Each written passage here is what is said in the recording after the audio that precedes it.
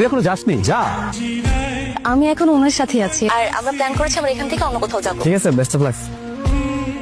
কোথায় তুই? আমি তো ক্যাম্পাসে। আমাকে রেখে চলে গেলি? এইভাবে তোকে নিয়ে বাইকে করে ঘুরলে মনে হয় না তোর বয়ফ্রেন্ড থাকবে না আমার গার্লফ্রেন্ড। তোর গার্লফ্রেন্ড আছে, আমাকে তো কখনো। তোর এক সেমিস্টার জুনিয়র, তোকে মনে মনে পছন্দ করে, তাই নাকি? আগে বলনি কেন? আপনাকে তো সবসময় মিথিলা আপুর সাথে ঘোরাফেরা করতে দেখেছি, ভেবেছিলাম আপনারা গার্লফ্রেন্ড বয়ফ্রেন্ড। তুই চলে আসছিস?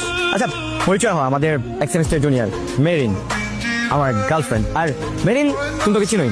হ্যাঁ চিনি। এই নে, কি সমস্যা তোমার? বাবা মেনার শিখায়নি? হ্যাঁ, সবার সামনে ভাবে হাত ধরেছো কেন? আচ্ছা ওই তোমার বয়ফ্রেন্ড। হ্যাঁ বয়ফ্রেন্ড তো কি হয়েছে, বয়ফ্রেন্ড মানো গুলো যাইছে করো, এগুলো সবার সামনে ভাবে হাত ধরবে? বেয়াদব মেয়ে। শোনো, এগুলো বিয়ের পর করবে, বিয়ের আগে না। এই তোর সমস্যা কি? হ্যাঁ, তুই যখন তোর বয়ফ্রেন্ড নিয়ে ঘুরিস আমি কিছু বলছি? তাহলে আমি আমার গার্লফ্রেন্ড নিয়ে ঘুরলে তোর এত সমস্যা আছে কেন? তুমি আমার শুধু হাত না, আজকে থেকে জড়াই দাঁড়াবো মামা।